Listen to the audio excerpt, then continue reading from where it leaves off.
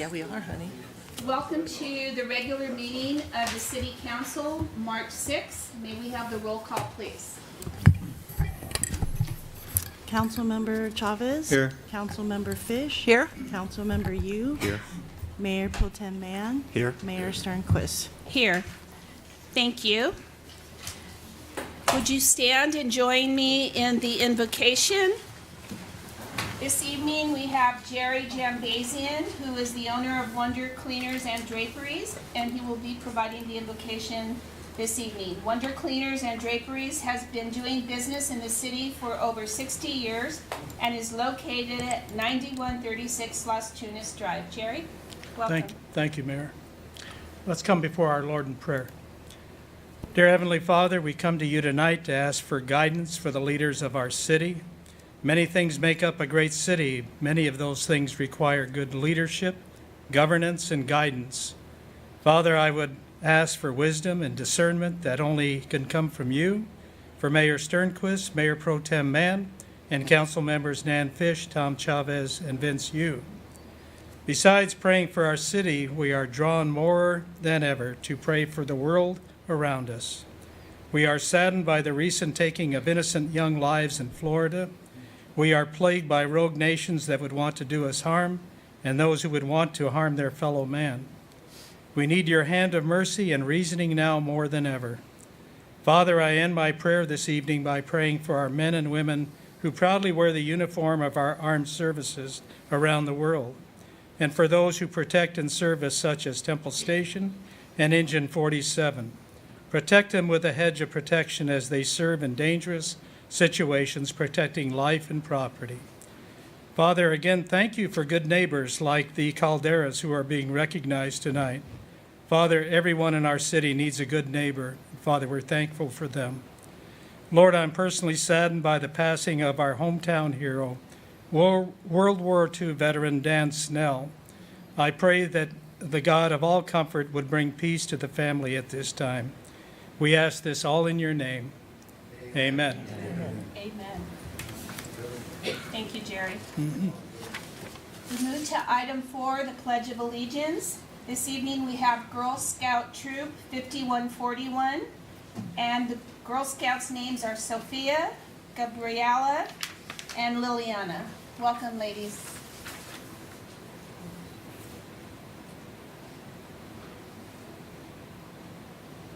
Color guard attention. Color guard advance.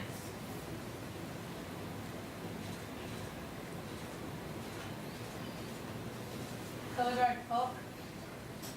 Color guard cross the colors.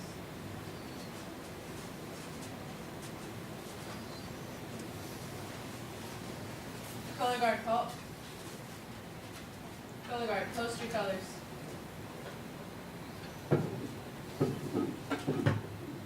All those in uniform, please salute. If not, place your right hand over your heart. Ready, begin. I pledge allegiance to the flag of the United States of America and to the republic for which it stands, one nation, under God, indivisible, with liberty and justice for all. Color guard retreat. Color guard halt. Color guard advance. Color guard halt. Color guard dismiss. Thank you.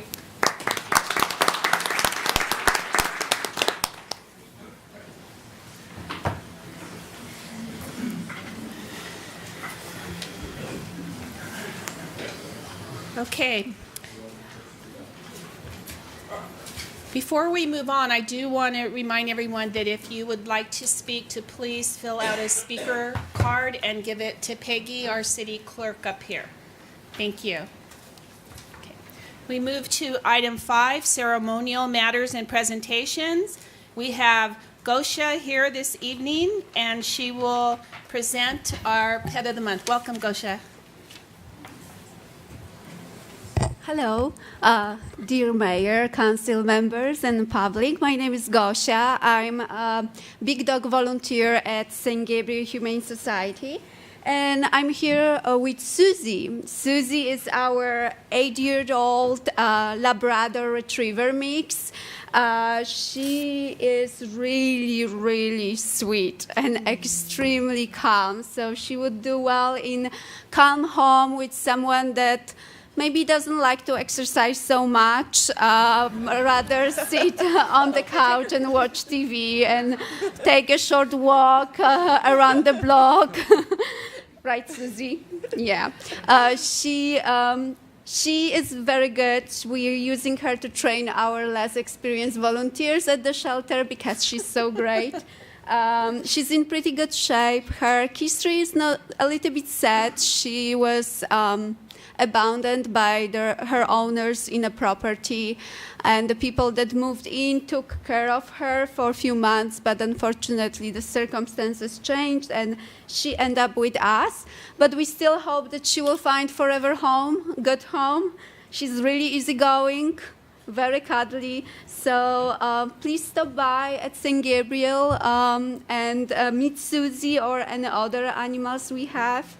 And thank you for having us here. It's a great opportunity for Susie to stay with me overnight and not in a shelter and sleep in bed. Yes, Sus. And also to promote our animals that are fantastic, dogs and cats. And Gosha, in dog years, how old is she? oh my gosh, theoretically people say multiply by 7, but that of course depends on the breed. The larger breeds they don't live with us as long like small breeds. So About 60 something. 60. She would be 60, but she's still pretty good 60.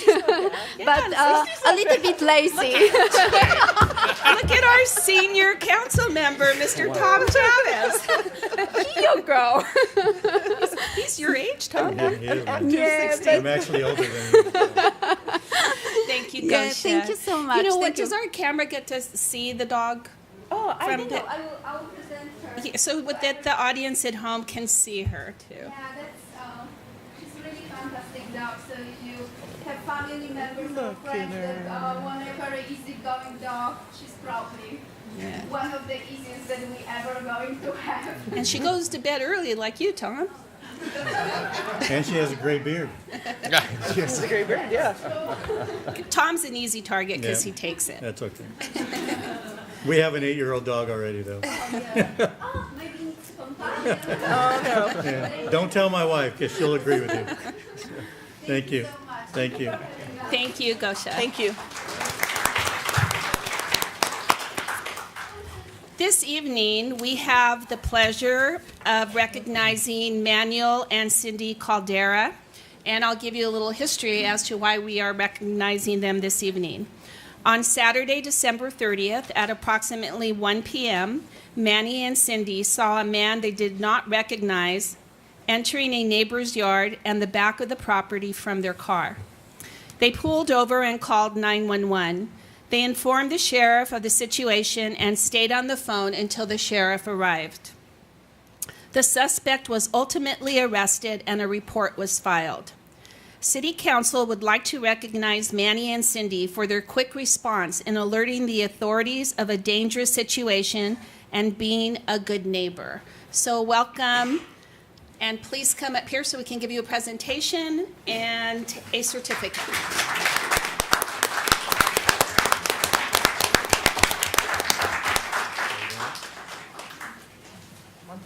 Oh.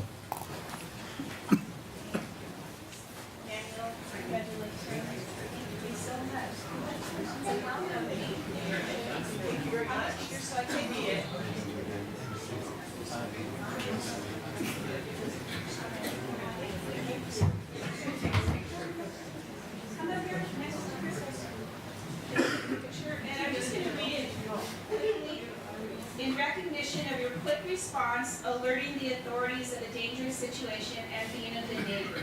You are an extraordinary example for the community, and your courageous act is appreciated.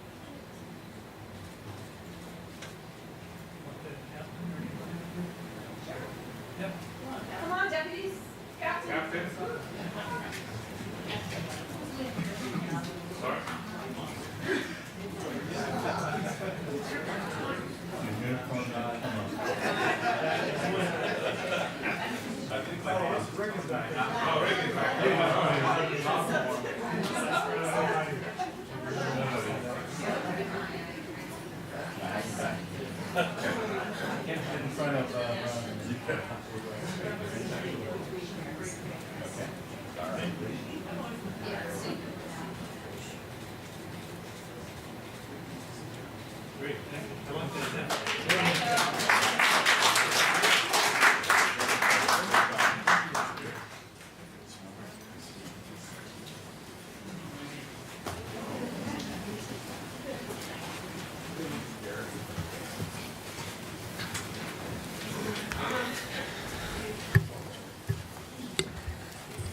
we move to item 5C, Chamber of Commerce update, and we have Peter Choi, president of our chamber here. Welcome, Peter. Yes, thank you, Mayor Sternquist. Good evening, Mayor, City Council, and all assembled here. I'm Peter Choi, president of the Temple City Chamber of Commerce, with our chamber report. I would like to start by congratulating our chamber member, Helen Chen Marston, familiar to many here, for being installed by the West San Gabriel Valley Association of Realtors as the 2018 president at their 95th installation ceremony back in December 8th. Helen, as many here know, is the chair of the Planning Commission, also recently served as the general chairman of the Camellia Festival. She's not just a great example of a great chamber member, but a great example of the adage, if you want to get something done, give it to a busy person. So congratulations, Helen Chen Marston. We want to thank our new chamber member, Kundani and Chang Law Firm, for hosting our holiday mixer at the end of the year. They're located at 8810 Las Tunas Drive, right next to the sheriff's station. The Chamber was also delighted to participate in the Fire Department, LA County Fire's Spark of Love Toy Drive. We thank our many Chamber members and also residents who stopped by to drop off. We dropped off a big box of toys at Fire Station 47 right next door. January 18th in this year, we were delighted to present Louis Satina, who is the government affairs rep for the Metropolitan Water District at our bi-monthly business breakfast at El Ruiseñor Mexican restaurant. He talked about the California Water Action Plan, which is Governor Jerry Brown's Water Action Plan, and he also gave us an up-to-date on the drought. And in answer to the question I asked him, no, you cannot shave or brush your teeth in the shower still, so you must do that outside the shower. The Chamber had a paper shredding event, which I mentioned the last time we were here, prompted by Councilmember Fish. It went really well, and we want to thank Planet Preschool and our board chair, Judy Hoy-Menyo. She was the prime person organizing this.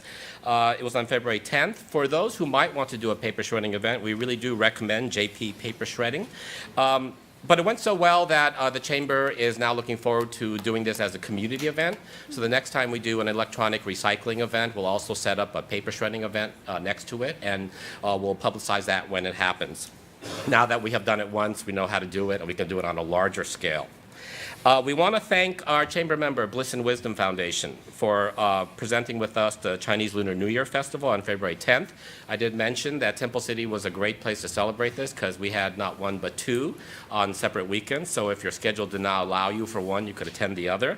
It was a great attendance. We want to thank Mayor Pro Tem William Mann for representing Temple City at the event, and also give our thanks to the Honorable Mary Hsu, Mayor of Walnut, the Honorable Ruth Lowe, Mayor of City of Diamond Bar, the Honorable Susan Rubio, Mayor Pro Tem of Baldwin Park, who also came to attend. Quick shout out to Tim Huang, President of the Temple City Chinese American Association, who attended. And again, Helen Chen Marston, Chair of Planning Commission and General Chairman of the Camellia Festival. The Chamber celebrated a lot of grand openings, and I'll just run through them really quick. The grand opening for the Dealing Medical Aesthetic Center on January 4th. Thank you again to Mayor Pro Tem William Mann for attending that grand opening. We had a grand opening of Curves Temple City on November 14th. Thank you very much to Council members Nan Fish and Tom Chavez for attending that. Grand opening for Brighton Chiropractic, right across the street, caddy corner, 9674 Las Tunas. Brighton Chiropractic. Anthony and Cecilia Brighton, we had that grand opening, and a grand opening for Camellia Gifts, 9126 Las Tunas. If you need a gift, you need a gift wrapped. They do specialized gift wrapping. Thank you again to Mayor Pro Tem William Mann and Councilmember Tom Chavez for attending. I mentioned these because, first of all, Curves Temple City, Brighton Chiropractic. These are two businesses that moved from Arcadia to Temple City, so we're delighted to have stolen them and that they chose to invest here. But the main thing is, it was only 5 short years ago that a lot of the conversation was about the many empty storefronts on Las Tunas. So I'm delighted to stand here and share these grand openings, and that's why the first thing I always say to them at the grand opening ceremony is, thank you so much for choosing to invest here in Temple City. And just driving down Las Tunas from La Sultana, where we are, to the City Council chambers here, it's great to see the streets lit up, especially all the restaurants. And so it's really great that Temple City is doing well in terms of filling up all those empty storefronts from just a few years ago. So very quickly, I'd like to give a shout out to our many new members over the last couple of months. Camellia Gifts, the Chinese American Construction Professionals, Kumon Math and Reading Center, World Financial Group, Curves of Temple City, Kundani and Chang Law Firm, Qualitas Cleaners, Transtech Engineers, Stephen Gerard, a resident, D-Ling Medical Aesthetics Center, Temple City Aquatics Foundation, RNA Design Build, Brighton Chiropractic, AM Essential Legal Documents. We really appreciate that they find value in chamber membership and that many of them approached us on their own. And finally, I'd like to close with two notes. Coming up, we have a new member networking mixer. All are welcome to attend on March 14th, 5 p.m. at the Kumon Math and Reading Center of Temple City at 9666 Las Tunas Drive. If you want to follow up on it, just call the chamber office. On any of this stuff, we're happy to fill you in. And finally, just like to note that we were delighted to host the Camellia Festival Royal Court at our chamber offices a few weekends ago. And certainly, please pick up a copy of Temple City Life to see pictures and words about it, as well as other news about the city and community. Want to end by thanking Dawn Taryn for how really great she is. The Temple City Life does not have a writing staff. We don't have a staff photographer. We are a submission-based newspaper. And I always remind folks, if you want to share news with the community, if something has happened that's really great, send it into the chamber office by the 20th. Call us to find out how, and we'll find space for it in the paper. It's a record of what happened last month, as well as a preview of events coming up, both city, community, nonprofit, etc.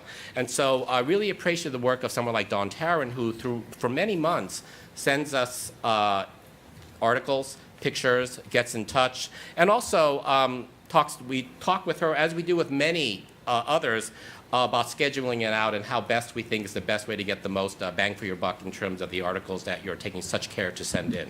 So thank you to Dawn Taryn. Thank you to the Camellia Festival Committee. And with that, I will end my chamber report. Thank you, Peter. Thank Peter. you. Are there any questions for Peter? Anyone? Okay, thank you, Great, Peter. thank you. Thank you. Okay, we are adding item D, which is a proclamation for our Red Cross Month, and I'm going to call Lucy Liu up, and also, is it Mr. Bleak? Black. Come on up.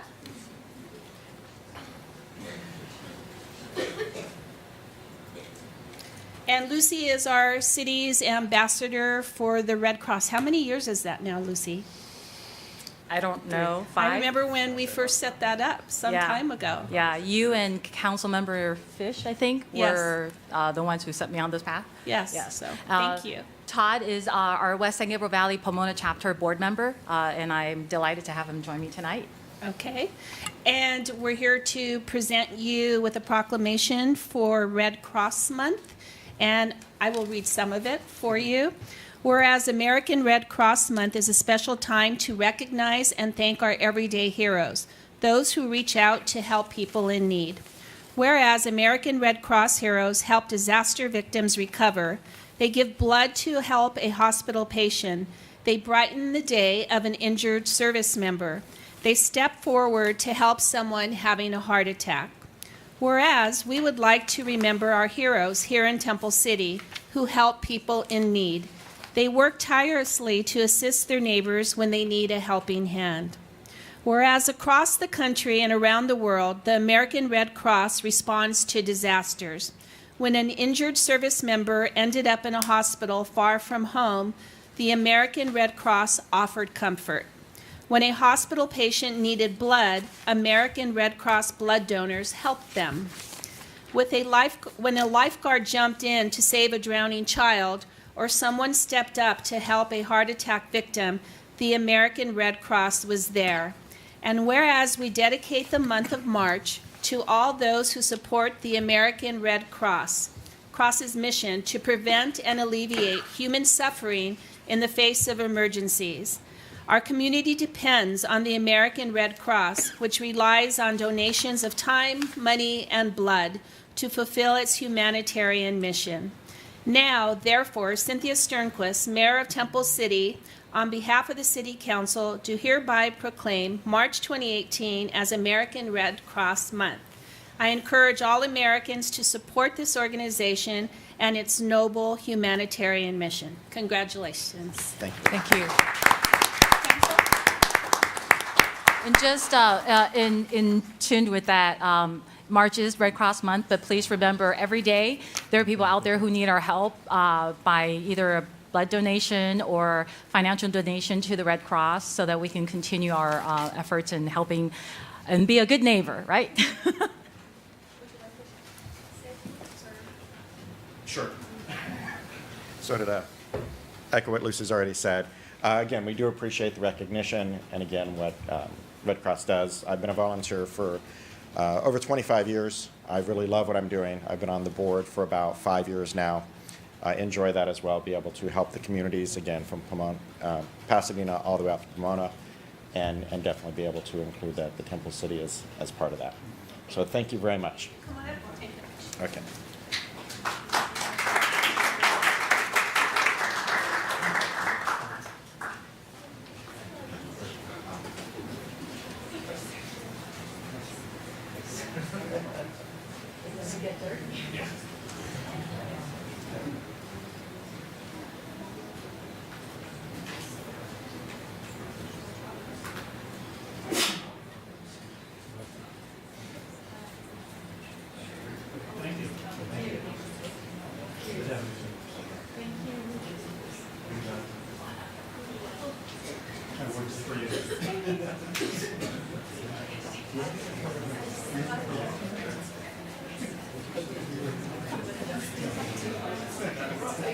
We'll have to remember.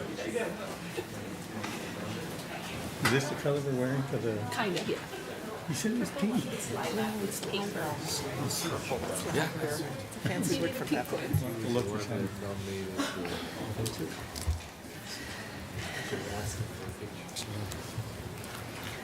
Okay, we're going to move to item 6, public comments on items not listed on the agenda. And again, if you would like to speak, please fill out a speaker card.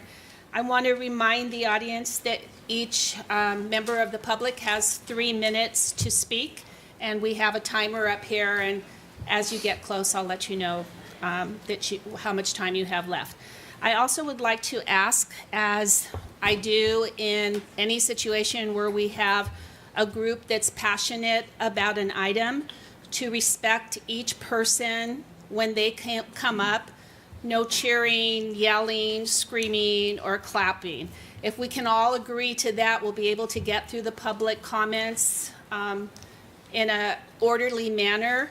And I will remind you the first time that you need to remember to follow those suggestions, if you will. And the second time, I won't hesitate to ask our sheriffs to remove you, because one of the things about a democratic process is that we all are civil and we respect one another, and the council will listen to you, and that's what we're here to do. So I am going to call Jim Panett first. So Jim, if you would come up to the podium, please.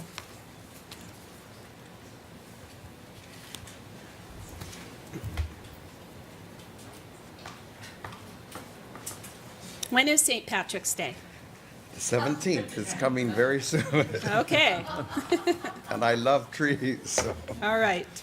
My name is Jim Panett, and I'm grateful to be here on behalf of the trees that were cut down on Oak Avenue.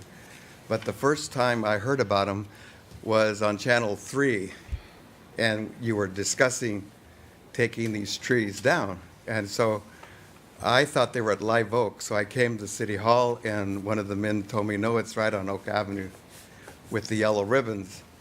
The yellow ribbons, I thought there were bees there or something.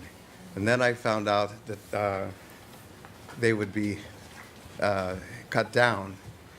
And my background is in horticulture. I got a degree in horticulture at Mount Sac and Cal Poly. And trees are a special thing that they just don't happen. That takes years. Like oak trees take 80 to 70, 100 years to get as big as those are. And we are blessed with many oak trees in Temple City. I have a gentleman who's Japanese, and he's 93, and he recites this poem from his memory by Joyce Kilmer. I think that I shall never see a poem as lovely as a tree whose hungry mouth is pressed against the earth's sweet's flowing breast, a tree that looks at God all day and lifts her leafy arms to pray, a tree that may in summer wear a nest of robins in her hair, upon whose bosom snow has lain, who intimately lives with rain. Poems are made by fools like me, but only God can make a tree, and only man can cut them down. And to me, those two trees were not dead trees. I feel that they could have been saved by cutting the root near the curb, and there were other options of doing it. And I drive by there all the time going to the post office, and I met Sharon, and she was almost in tears, when it came down. And I drove up, and it was there, and I came down, and it was all cut away. And I really think you need to think about what you're doing with the trees that we do have, especially the oak trees. They're native trees. They shouldn't be tampered unless I've noticed many, there were 2 or 3 down on Woodruff that were dead. I mean, those definitely need to come out. But a live tree, if you can protect them, they're a gift from God. Thank you, Jim. Amen. Thank you. Thank you. Okay, Linda Brown. May I save my place until after Sharon speaks? Thank you. Right on my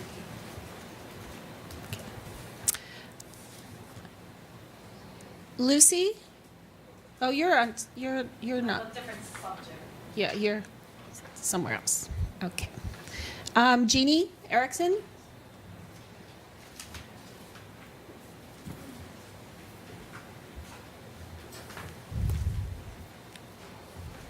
Welcome, Jeannie. Thank you. I too am grateful to be here. I live right next door at 6029. It was my grandma's house. I'm 56 now, but I can remember being 10 or 12 and seeing that great house of Florence and Louise's. I love that tree. It's a beautiful tree. I, like Jim, am very passionate about the earth and nature and trees and flowers and plants. And I don't fully understand what's happening with our oak trees. I live on Oak Avenue. I'm really proud to live on Oak Avenue. It's one of the most beautiful streets in the city. And I'm here to question the actions of the trees being removed. I witnessed and videotaped one being removed at the junior high today. That was a dead tree, and I did talk to Rob about that on the spot. There are other trees. Terry's tree was like that forever, so I'm not really clear. I know there's some liability there, but people, I don't think anybody had ever been injured, so I'm just sorry to see these really, really majestic trees have to be turned into sawdust. So that's all I have to say. Thank you for your time. Thank you. Sharon Kendall?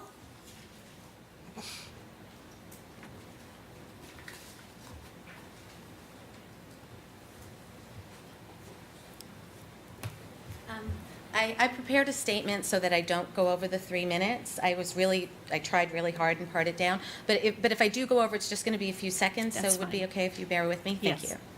Okay. Leviticus 25:23. The land must not be sold permanently because the land is mine and you are but aliens and my tenants. Throughout the country that you hold as a possession, you must provide for the redemption of the land. What this city council has done is a sin. It's an absolute disgrace. The senseless destruction of our healthy, magnificent oak trees is in direct violation of the city's tree preservation and protection ordinance.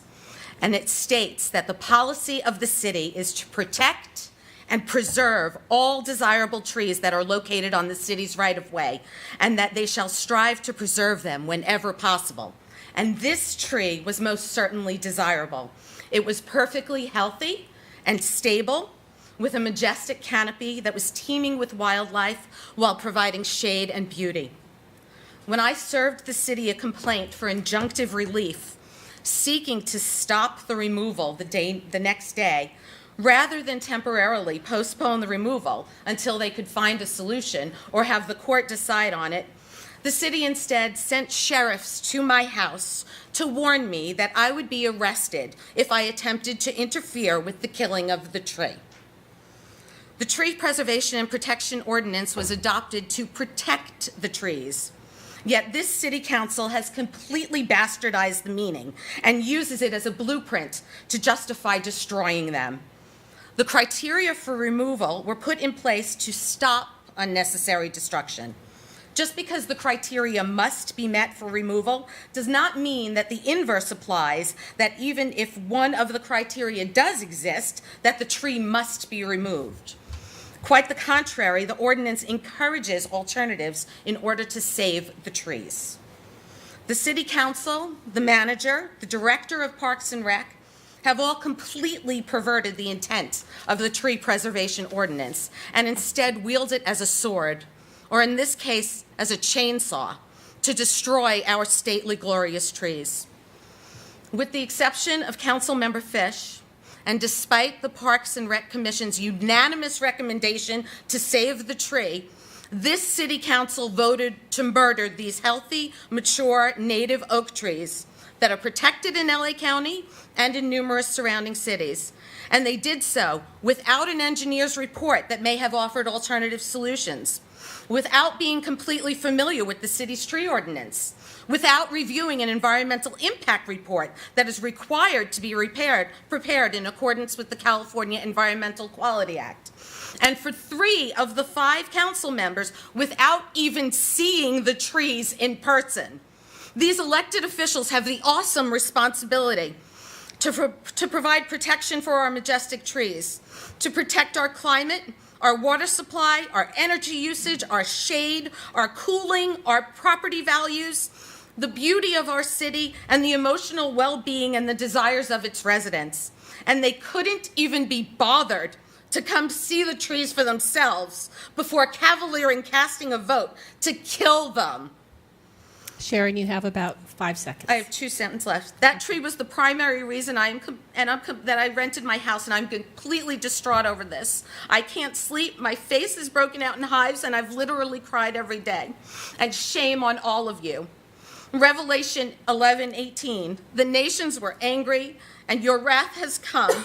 The time has come for judging the dead and for rewarding your servants, the prophets and your saints, and those who reverence your name, both small and great, and for destroying those who destroy the earth. And I'll see you all in court. Okay, can we have Alexis Nowak? Is it a W or a V? It's a W. Okay.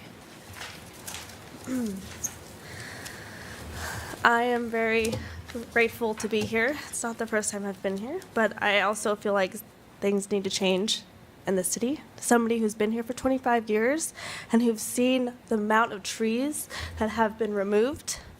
I feel like the trees in Temple City specifically have a lot of adversities right now. you know, we went through the windstorm of 2011, a lot of trees were removed. We went through the drought, and we're going through a lot of new developments that have no issues with removing any trees on the lot. Thankfully, I saved the trees of the developer who's going to remove them behind me, and I had to do it. I didn't rely on the council or the Parks and Rec. I single-handedly did it, and I am really distraught and really upset that the city is removing the coastal oaks like it's nothing. And I understand that we are part of the Arbor Society. I went through all of their rules and regulations, and I just feel like this city is not living up to the expectations of Tree City USA. And I have no problem taking it to Tree City USA. I have no problem taking the removal of what's going on with the removal of the coastal oaks to a higher level in regards to making it known to Los Angeles County and to the people of this past Temple City that this is going on. And this has been going on, and it will go on. It will go on unless we don't have a voice and we don't talk about this. This is a very serious matter, very serious, and I know that we have been fighting this for a while.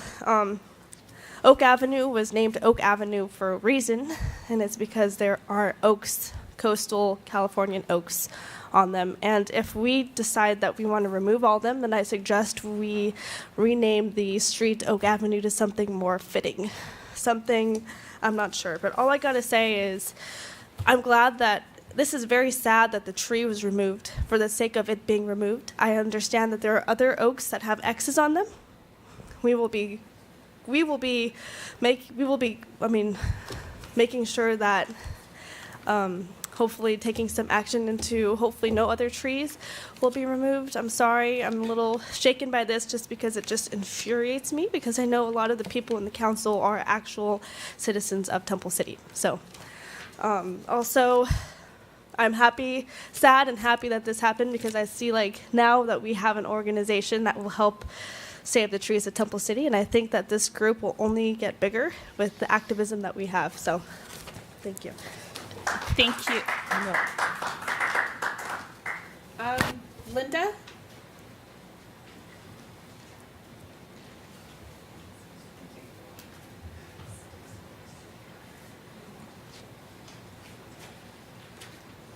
Hi, Linda Brown. I'm at 6009 Oak Avenue.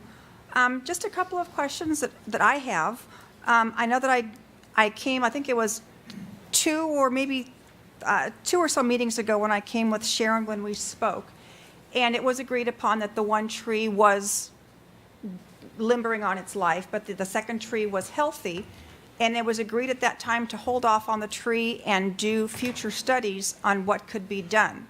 So it was kind of surprising and shocking again that one minute we're in this meeting saying that we're going to look at the tree, and then the next thing we know, it's down on the ground.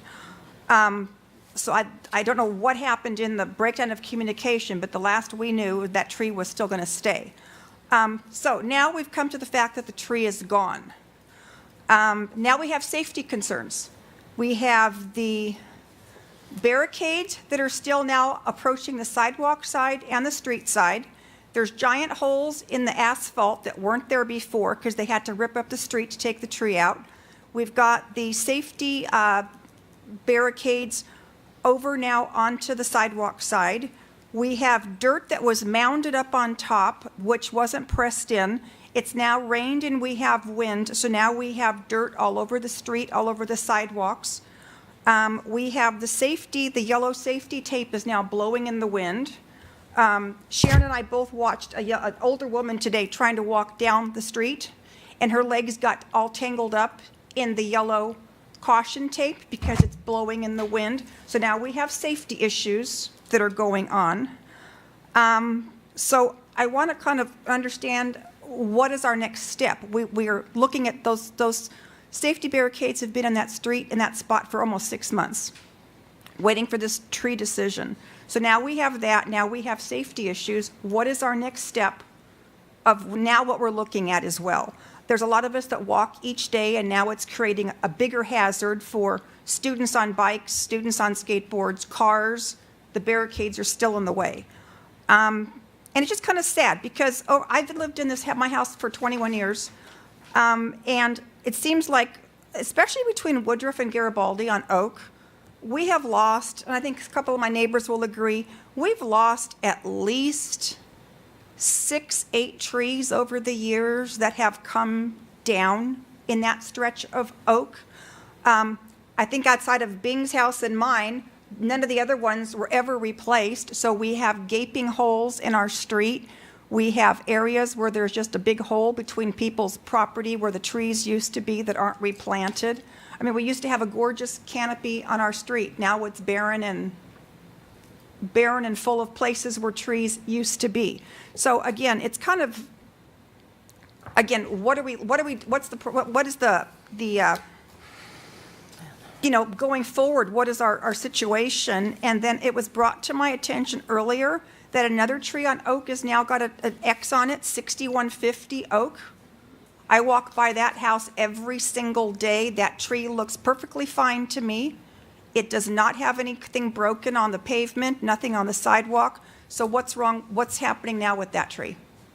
So thank you for your time and letting me speak. But again, you can see we're just kind of concerned as far as what's happening to our street, aesthetically wise and now safety wise for our people that walk.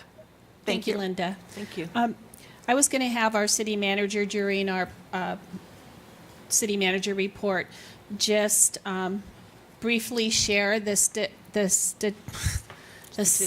statistics on the tree removals that have taken place, and it's because I don't want all of you to have to stay till the end of the meeting, and I think you would appreciate hearing the information. So, Mr. Cook, if you could please let the audience know about the trees that have been removed and the numbers. Sure, Mayor Sternquist, members of the council, just to address your concern. And address the replacement of trees. And the replacement, yes, absolutely. So Mr. Cruz actually went out today to see if we could maximize the space of actually the replacement of the trees. Traditionally, when a tree is removed, we do a smaller starter tree, but this time in abundance of trying to get a replacement tree moving as quickly as we can, and we will be putting in a 36-inch box tree on both sites. We usually put in smaller trees than that. And the oak that we're going to be replacing actually grows a lot faster. So that we're going to be doing something a little bit different than we do otherwise to address those two sites. We'll look at the other sites too that have not had tree replacements that were noticed, and I'll talk to Kathy about that over time. Just to give some perspective, over the last year, the city has only removed less than 0.5% of all the trees in the city based on hazardous conditions. We have removed a little over 50 trees that have been dead, and it's dead as certified by our certified arborist on staff. But of the trees that have hazardous conditions or other conditions, there is less than 0.5% of all the trees, about a little under 6,000 trees that we have here in the city. So any contention that we are just arbitrarily removing trees, the facts are is that less than 0.5% of all the trees in the city in the last 12 months have been removed. So less than 0.5%. Yes, ma'am. Okay. All right. Thank you, Mr. Cook. Can I just add one thing? Yes. Brian, if you don't mind, I know Ms. Brown brought up some I think some true concerns that if there is some tape and things that we have put there, perhaps we can send somebody out, because I know sometimes with the wind and the weather that those things do come undue, and we can just follow up and check Absolutely. those things out. No problem, sir. Thank you. Okay. Is there anyone else who would like to speak in public comment? Lucy Lulu, and not on the trees.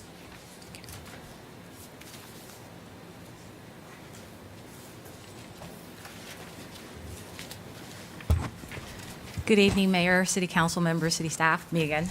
Just wanted to remind everybody, March 15th, which is this next Thursday at 5:30 to 7:30 at Temple Beth David, 9677 Longdon Avenue. We will be having our Area 3 annual Neighborhood Watch meeting.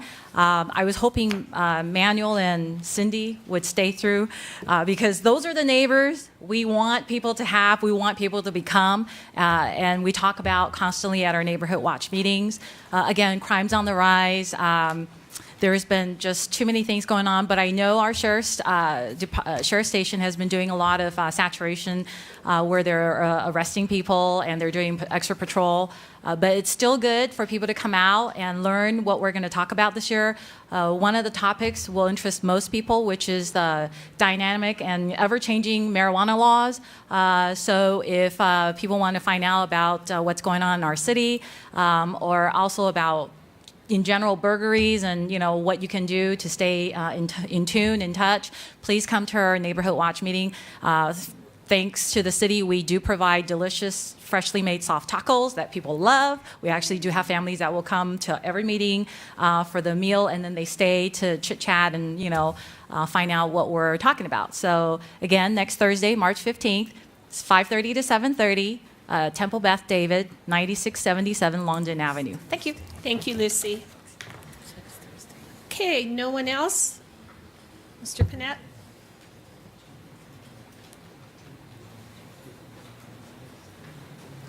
Yes, the council, I just wanted to remark about the street. Temple City got a new paved street. My street was repaved, Ardsley Drive, and many streets were repaved. And at this location on Oak Avenue, the street needs repaving, and the curb needs to be replaced. So I would recommend repaving the street and fixing the curb. Has that been thought about? I can't answer that question, but I'm sure part of removing the tree is to repair the curve And the street. And I don't know about the street, but there is a list of streets that is available, and you can speak to Mr. Cook, and he will tell you where that street is on the list. Did they look at cutting the root of that tree so they could have saved the tree, or? Again, I would call Mr. Cook. Mr. Cook? And he is the city manager, or he can briefly, give you. I'm happy to talk to him. Okay. He can Okay, talk to thank you you. briefly after the meeting if you'd like also. Okay, thank you. Thank you. Anyone else? Okay, I'm going to close public comments, and we move to item 7, the consent calendar. We have Motion to approve. Second? any objections? Okay, the motion carries. We move to item 9. Hold on a minute. Let me back up. 8. To item 8.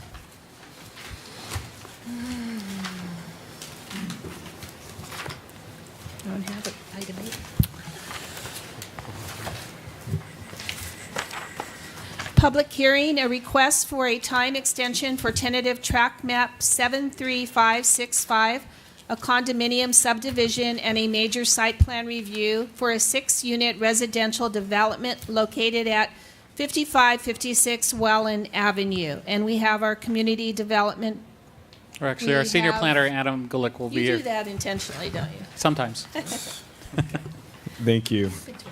Yeah, that looks like Adam. Tonight before you is a project that was originally approved by the Plan Commission on October 27, 2015.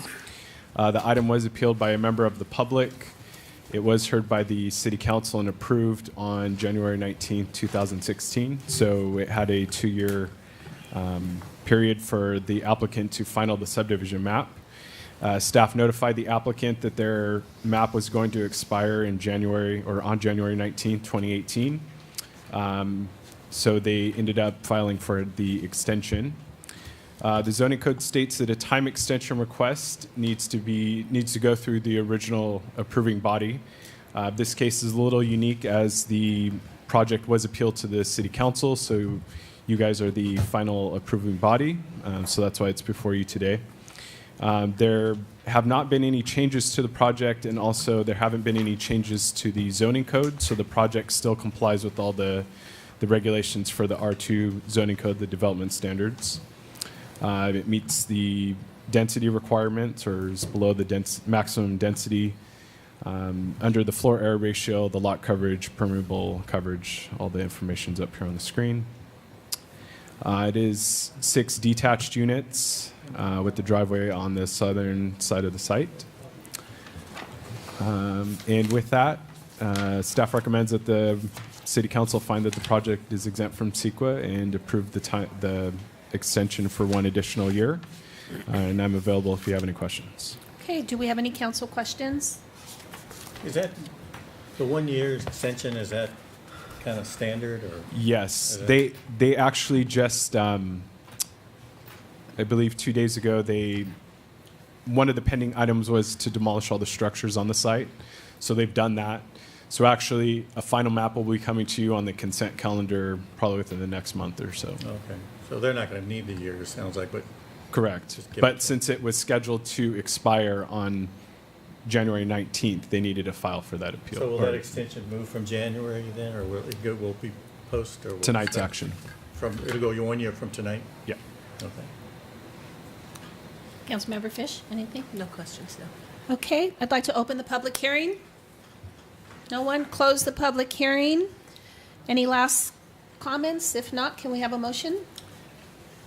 Mayor Sternquist, I would make a motion that we adopt resolution number 18-5317, finding that the project is exempt from the California Environmental Quality Act and approving file number 17-1090, a request to extend tentative tract map 73565 and related major site plan review for 1 year subject to the conditions of approval. I'll second that. Okay, any objections? May we have a roll call vote, please? Councilmember Chavez? Yes. Councilmember Fish? Yes. Councilmember Yu? Yes. Mayor Pro Tem Man? Yes. Mayor Sternquist? Yes. Okay, we move to item 9, unfinished business, none. New business, none. Communications, none. An update from our city manager. Mayor Sternquist, members of the council, very briefly, I'd like to echo our thanks to Don Tarrin, all the Camellia Festival volunteers, Jerry Jambazian as our official photographer, everybody for making another fantastic Camellia Festival. I'd like to thank our staff, too, did an excellent job. Got a lot of comments and compliments from the Camellia Festival volunteers about how well our staff did, and that's our expectation from a customer service standpoint, and they've done really great. I was out there almost all 3 days as well, so thank you so much. Lastly, we will be bringing some items, and I think Councilmember Fish might be bringing them up in her role is with contract cities about some legislation that it's a little troublesome that's coming down the pike from the state. Gee, that's surprising. surprising. And that is it for me, Mayor Sternquist. Okay, thank you. Do we have an update from our city attorney? Thank you. Council reports regarding ad hoc or standing committee meetings? Any? Yes, we do have one. Mayor Pro Tem? Yes, thank you, Mayor Sternquist. Councilmember Fish and I are part of the Fireworks Ad Hoc Committee, and we recently had a meeting with city manager and staff regarding this issue. And what we discussed was staff had prepared sort of a list of neighboring cities within the San Gabriel Valley that had either allowed the use of safe and sane fireworks or banned the use of safe and sane fireworks. And they've also looked into whether those cities had their own fireworks festivals that they would host themselves, along with any other related July 4th activities such as parades, concerts, et cetera, et cetera. And the general conclusion from our discussion was that there was no correlation between whether there were cities that banned safe and sane fireworks and whether they had a fireworks festival in place of that. So some cities had some cities didn't. There also didn't appear to be any correlations between safe and sane fireworks being banned and whether the use of it actually went down or the number of citations. So we were trying to find sort of like a causative effect based on what we were able to get. We didn't really see that connection. So. And is that, what is that based on, though? Is that based on information that was provided to you by staff, or? Mm-hmm. Yes, so staff reached out to all the cities, so there were a list of over 20-something cities in the San Gabriel Valley from, this is all in alphabetical order, but a couple of them are like Alhambra, Arcadia, Azusa, Baldwin Park, Claremont, Covina, Diamond Bar, El Monte, pretty much almost the entire San Gabriel Valley.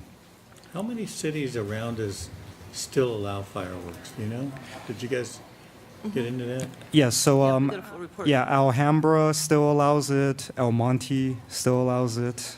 The ones who banned it are Arcadia, San Gabriel, and let's see, What about and Rosemead? San Marino. Rosemead allow fireworks? Rosemead so Rosemead's Rosemead allows it, and they also have their annual fireworks show At Rosemead High School? Yeah. So they have a show and they allow fireworks in the That's city? correct. Yeah, and staff also had reached out to our sheriffs to see if there were any concerns about it. And I guess one of the other important issues was because we as a council had discussed the possibility that if we theoretically ban the use of safe and sane fireworks, where there be a reduction in costs for enforcement, and the feedback that we received was that we'd still have to have our folks out there to enforce it regardless of it. So there wasn't really, they couldn't really come to the conclusion that by banning safe and sane that we'd be saving in enforcement costs. So I think from the ad hoc I think we would recommend that this obviously be brought back to council for further discussion if necessary, but we feel that we would recommend to the full council that no further action needs to be taken. So basically stay the way That's correct. we are. Yeah. Okay. My understanding, and correct me if I'm wrong, but it seems to be that, I mean, the council certainly had a concern, I think, over the issue of legal fireworks, but the more pressing concern to me was the use of illegal fireworks. Mm-hmm. And of course, the argument had been made that if you ban legal fireworks, then it would be easier to catch those who use the illegal variety. Right. And we did discuss that point actually, and we kind of got into the details of how exactly both our code enforcement officers, safety officers, as well as the sheriff, how do they actually catch the folks who are setting off the illegal fireworks? And essentially, they have to catch them in the act. Right, like of course. you have to be kind of sort of sneaking upon them, or because a lot of them they have creative ways of sort of avoiding that. Some of them have the safe and sane display sort of covering the illegal fireworks, so that by the time we roll up to the actual site, you see all these firework shells sort of lying on the ground, and it's hard to discern whether which ones are safe and sane and which are not. And of course, if you see the ones go up, by the time you arrive there, you may or may not catch them in the act. Yeah. There you are. In this case, you're on 9811 Garibaldi Avenue, Temple I City, am. California. Don't ask me why that came She didn't up, touch but it. I She didn't wasn't touch touching it. Did any of the staff's information touch upon the issue of those cities who have disallowed legal fireworks, such as Arcadia and San Gabriel, how their city is, how it's been going in those cities? In other words, have they had a rise in the illegal, a drop in the illegal? Are they still dealing with that issue? Was any of that ever brought up or discussed? Because I think that would be, to me, that would be more the barometer for what we want to do. Because certainly the ones who allow it, Alhambra, El Monte, Rosemead, we're all in the same boat together. Right. So I don't know if that was Do you want me to answer discussed. that? Yeah, sure. What we did was, actually, staff provided us with the amount of citations for all the surrounding cities, regardless of if they allowed safe and sane or not. And there was really no distinguishing factor. They were kind of all over the place. The only distinguishing factor, I believe, was, and I can't remember if it was Duarte or something, and then the reason that they give so many citations is because they have a lot more people out there patrolling. But as far as the safe Who and does, sane, Duarte? I think it was How Duarte. does Duarte have more fire when that's Well, our same because they station have- and we're stationed I here in know, our city? I know. I don't know. That may be a question to ask. Yeah. I think they may have more of their in-house staff, not exactly shows. But there was no distinguishing as far as safe and sane. And we looked at that because we did want to make sure that that didn't have anything to do with the amount of citations. And of course, we asked, well, is it easier to catch people if we don't have safe and sane? And they said, not really. Doesn't really, Do you think it would doesn't be really matter. beneficial for us to at least put on the agenda or at least start some discussion maybe with Temple City School District about maybe hosting a fireworks show at the high school similar to what Rosemead does, and what effect? I gotta believe that a show like that would at least for that time period keep people off the streets from doing other things, but I mean, I don't know, maybe once they leave that show and go home, they do the same thing, I don't know. Right. But, We also took into consideration the fundraising factor for these nonprofits. A lot of them have had firework booths for many, many years, and it's their main fundraiser. So, well, I understand that, but only, and I think in taking kind of a strong, like, just a informal survey of a lot of these groups that do these fireworks stands, they're all telling me that they could make money doing something else. They certainly would do it because it's becoming harder and harder to make a profit, and it's becoming more difficult to run these stands. it's kind of funny you say that because I've been hearing the same thing, but I have not heard any of these groups that want to give up their spot. Well, they're not going to give it up until there's some other thing take its place, certainly, because that's their only way of making money. No. And that's one of the reasons that we had, I think, initially discussed, or at least talked about maybe going to the school district and saying, hey, would you be interested in putting on a show, and then tie that in with maybe an all-day thing where some of these groups could have booths there and sell things or do whatever they can to make money. I don't know. I'm just thinking out loud, but there's no question in my mind that these groups who are making money on fireworks certainly aren't going to give that up entirely until they can find another way to replace it. I mean, I wouldn't do that either. Mhm. So, The other thing we discussed was we have a lot of Chinese immigrants and other immigrants that are just starting to celebrate 4th of July, and we wanted to encourage that. I know I've seen it on my street with a lot of new families with young children, and we kind of really didn't want to get away from that, so that was another thing that we discussed. So. what do you mean, we want to encourage them to do more fireworks because they're new to the Safe and country? sane, the safe and Oh. sane. I would like to see our residents celebrating the 4th of July, especially with their children. I know it was one of my favorite holidays when I I was don't know, young. maybe I just have a hard time Maybe calling you're getting- something safe maybe and you're- sane, maybe you're anything getting that does it old, with Tom. fire. Maybe you're getting old. Well, anything that does with fire, I have a hard time calling safe and sane, whether it's sold legally or illegally, but Yeah, no, that's for another we day. were really trying to see if there was. I mean, we were gauging both staff and as well as our law enforcement in other cities and trying to see what their approach and what their results were. And like we have mentioned, it was all over the place. We couldn't really say conclusively that by taking a certain action, we would then be reducing the illegal fireworks. And I mean, just anecdotally, the friends I have in other cities who do illegal fireworks, they build that into their budget.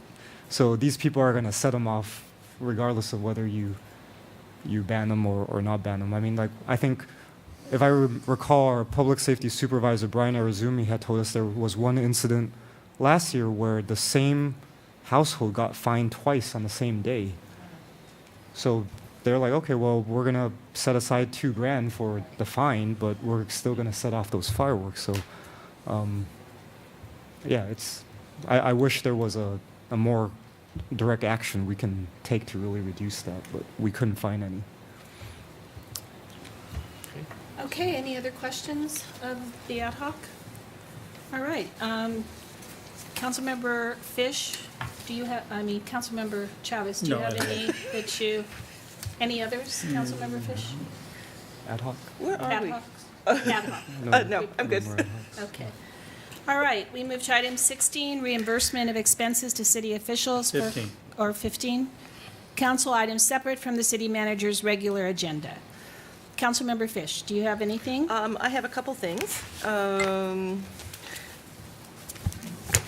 before I lose my place on my phone here, City Manager Cook did mention that I am on the Legislative Committee for California Contract Cities, and there is something coming down the line which we, I believe, are going to be putting on the agenda for our next meeting, and that is to support a new initiative which is called the Keep California Safe Initiative.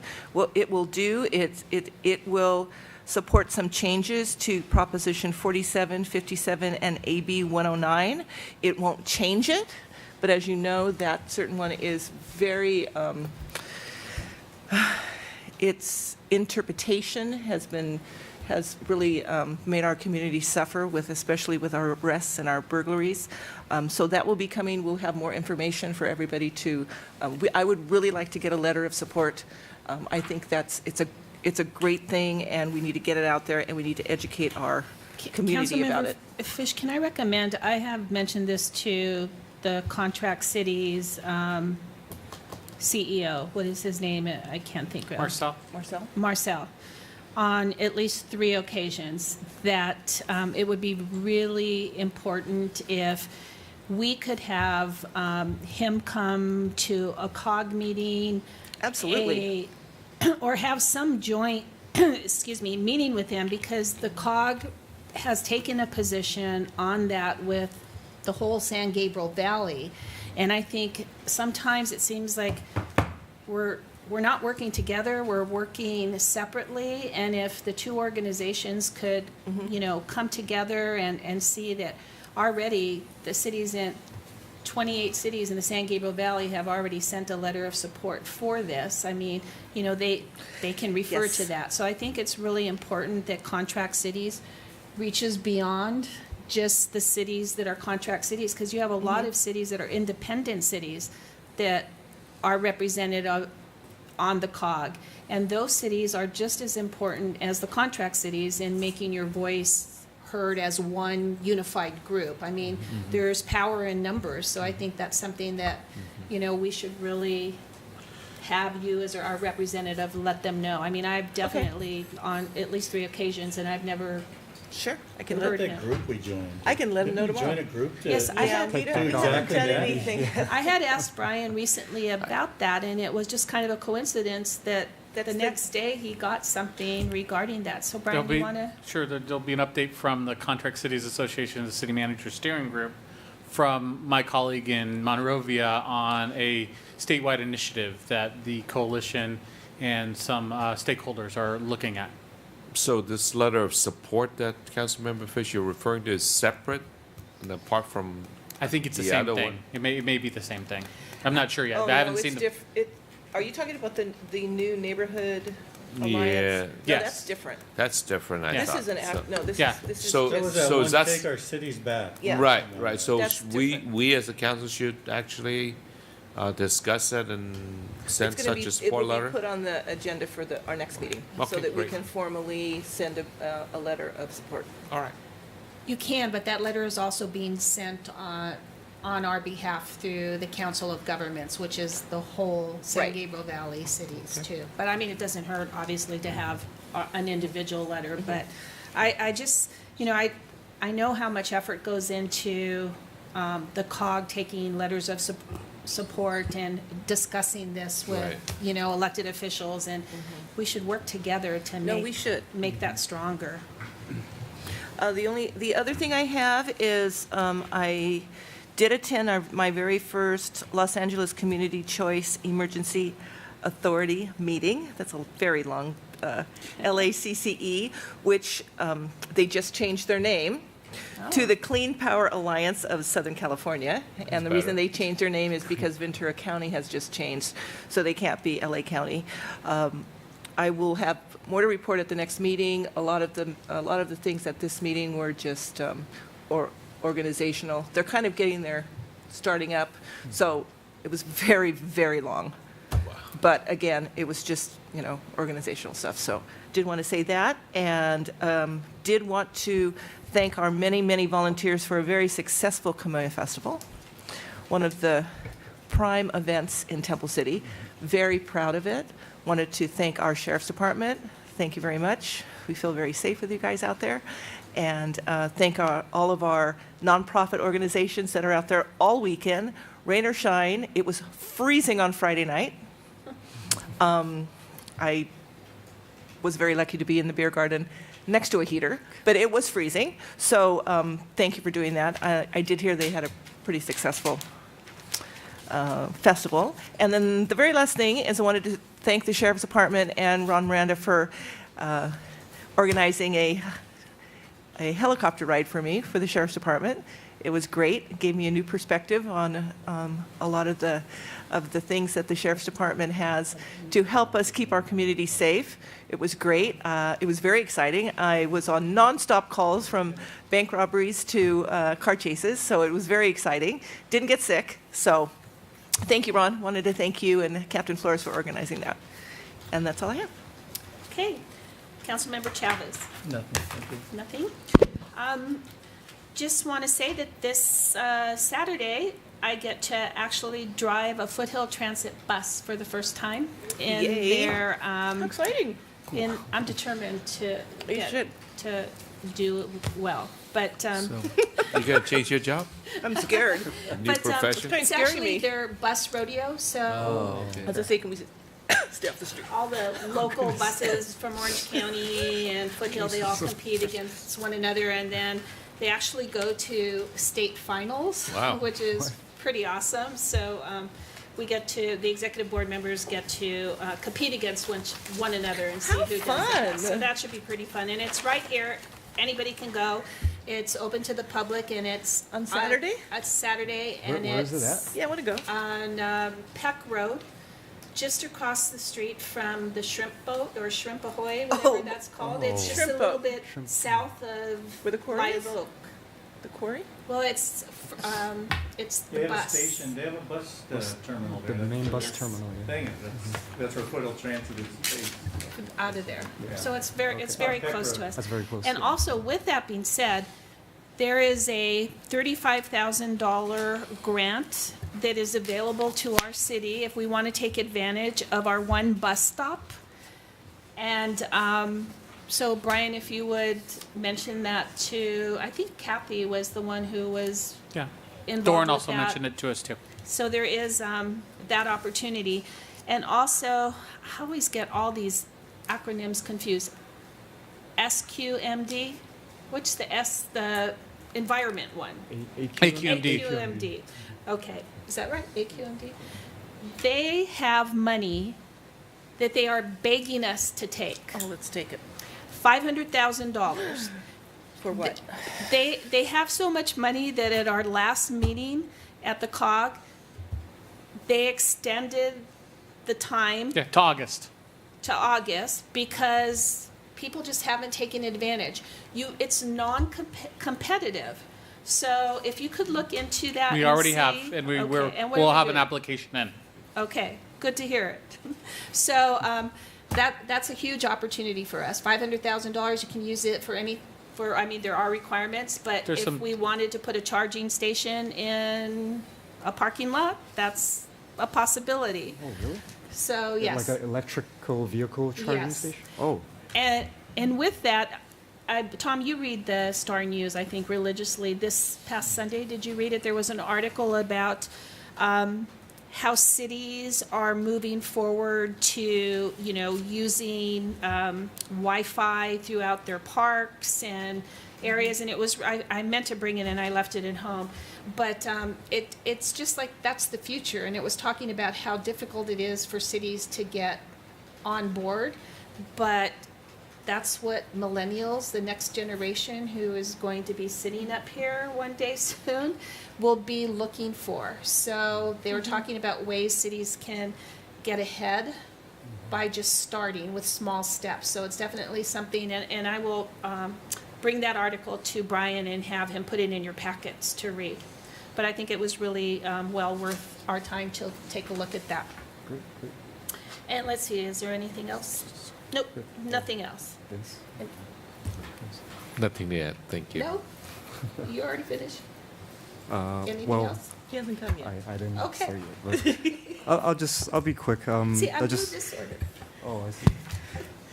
Yeah, I just want to say I really enjoyed the Camila Festival this year, so congratulations to all of the volunteers who helped out. Really appreciate it.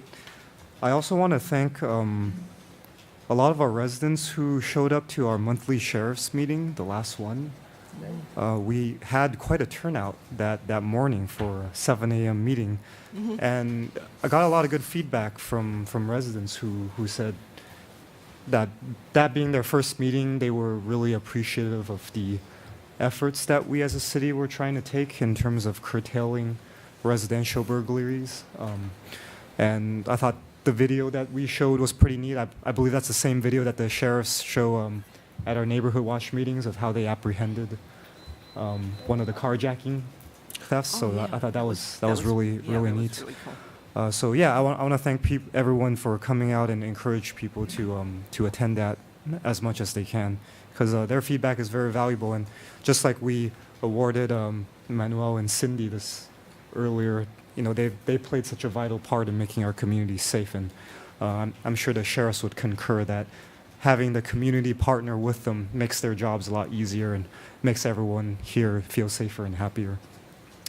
And when I forgot what Councilmember Fish mentioned, but it triggered this event that I just happened to be at. So I don't know if my colleagues know, but outside of council, I'm part of this small organization called Chinese American Elected Officials. And so occasionally we have meetings, and they bring in, they ask a lot of the members what are some of the issues that their cities or their agencies are concerned with. And so just this past weekend, they actually brought in someone to talk about cannabis. And well, to me, it was fascinating because, the consultant who was giving the presentation, I will admit, was kind of slightly biased. I think they were in the business of trying to encourage cities to legalize. Of course. Yeah, that is an understatement. But as we know, I think some of our neighboring cities have adopted ordinances to legalize cannabis, and one of the discussion topics was, on the borders of our cities, it's outside of our jurisdiction, but it could potentially affect us. And I kept trying to get them to kind of address that issue, but they kind of kept dodging it. But I just want to bring that up just because this is kind of unknown territory for everyone. I know staff is on the lookout for any developments that may or may not affect us, and I just want us to be proactive in case our residents come forward with any developments that we may or may not be aware of. And that's already happened, as you may know, in El Monte. That's correct. Yeah, it's already happened. All the bonds Right. People brought that to our attention, and I know staff has been monitoring that issue for the last few months. So I think they are doing a good job in that regard. Yeah, it's just that I think what the other thing I got from them was that they were really focusing on they call it the education part of it. So I think they understand that there is a lot of reservation from both local cities as well as residents in the area. And so I'm sort of expecting cities that have adopted this to mount some sort of public relations campaign to try to kind of change the perspective of residents. I don't know if that's for better or for worse, but to me, more information is better. I just hope it's all done in a transparent manner. So that's all I have. Thank you. Okay. Mayor Sternquist, one more thing I forgot to mention. Tuesday, March 13th, State of the City. You'll be delivering it. Oh, I will. At the Women's Club at 7 p.m. 7 p.m. with a reception afterwards. I will, and the color is lilac. Grown-up pink, gentlemen. Ladies already know. But anyway, and I will announce... I forgot to say. I forgot. Yeah. Yep, Vince has it. The Forgot to say that. Sorry. First Baptist Church is sponsoring, along with the Women's Club in Kiwanis, our first Mayor's Prayer Breakfast in a very long time. I don't know if, Jerry, you probably know, have we had one in the past? 30 years ago. Wow. So, in a very long time. And I would love the community to come, have breakfast, and fellowship with others. I can't think of a more important time in, in our country where we can come together and just pray for calmness and peace. And so everyone is welcome. It's free. There's no cost. It's from 7 to 8:30. And Kiwanis and Women's Club are sponsoring that. And also Mr. Cook and my husband are going to cover the cost of breakfast for everyone. So come and eat, okay, and pray. I don't know yet, but come and see. I gave you one. Oh, you need to come. Cancel your class. It's only my second class. Bring them with you. Bring them with you, yeah. We'll feed them. Okay, let's see, reimbursement of expenses, there are none. Recess to the successor agency. I'm going to call to order the March 6th meeting. May we have the roll call, please? Agency Member Chavez. Here. Agency Member Fish. Here. Agency Member Yu. Here. Vice Chair Mann. Here. Chairwoman Sternquist. Here. Okay. Consent calendar, may we have a motion? Motion to approve. Second. Any objections? So moved. Unfinished business, none. New business, none. Communications, none. Public comments, anyone? Nope. Closed public comments. Update from our executive director, none. Matters from agency members, none. We are in adjournment and back to our regular council meeting. Additional public comments on items not listed on the agenda. Jerry? None? Okay. We move to item 19, adjournment, and I am going to ask us to, I'm sorry. We have a closed session. Oh, We can actually adjourn your regular meeting. We haven't ever come back and adjourned your special meeting. So you'll go back into your special meeting, and I need to add an item when we get there. So we'll do this, we can do this? Correct. So we're going to adjourn this, okay? Okay. So we are going to adjourn our meeting in memory of Dan Snell. And I actually want to thank you, Jerry, for letting me sign up to be able to take the Snell's dinner during the last months of his life. It was just so touching to go in and spend time with both Dan and his wife. And, I'll never forget, I was so fond of him from the very first time that I met him, but he was still alert, and he grabbed my hand, and he was in his hospital bed, and he said, "You're the mayor." And I was just really touched, and he said, "June, the mayor came to see us," and it was just such a touching moment, and I'll never forget that. And my heart goes out to his family, but I'd like to share a little bit about Dan Snell. He has been a resident of Temple City since 1954. Dan and June were married for 73 years. 73 years. That's incredible. Incredible. And have 2 children, Mary Jo and Dan Jr., 8. Mary Jo and Dan Jr., 8. 8 grandchildren, and 14 great-grandchildren. Dan served his country as a lieutenant in the Army and is an honored veteran of World War II. Through the years, Dan received many awards, including Outstanding Older American, Honorary Grand Marshal in the 71st Annual Temple City Camellia Festival Parade, and veteran recognition in 2015 for his service in World War II. He was recently recognized as our hometown hero for Temple City at the Los Angeles County Fair, and being recognized by State Senator Dr. Ed Hernandez for his service to our country. And he was such a humble man that day that I went and asked him at the concert if he would be our hometown hero. He was just in shock, like me. He was just such a humble person. So I will adjourn the meeting in memory of Mr. Dan Snell. Okay. Now we are going to go to Mr. Vail. We have one item left that we need to complete, and we have one item that we need to add, and I'll explain why we need to add it. there's one item of existing litigation that the clerk and I had intended to add on the agenda, and in fact, on most of the versions of the agenda, you'll see this added. Unfortunately, it didn't get posted or sent out in all of the places that we were supposed to send it under the Brown Act. So, to make sure that we're in consistency with the Brown Act, we need to add it as an item of subsequent need.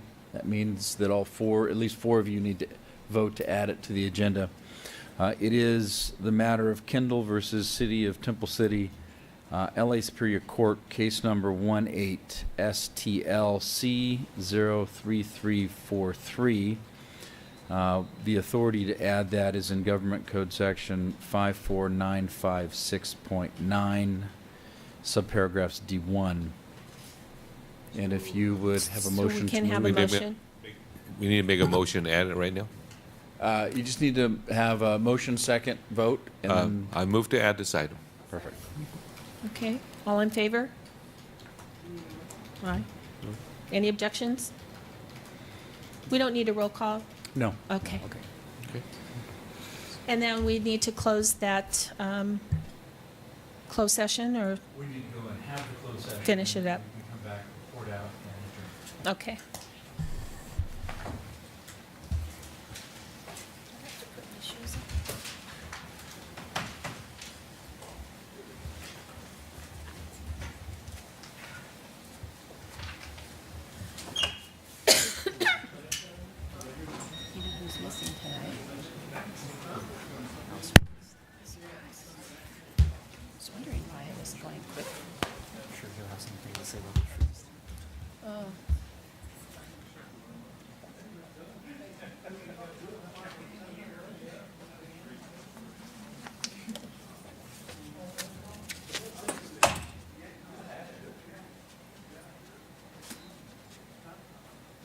Hey, Jerry. My dad really likes that photo. Oh, yeah?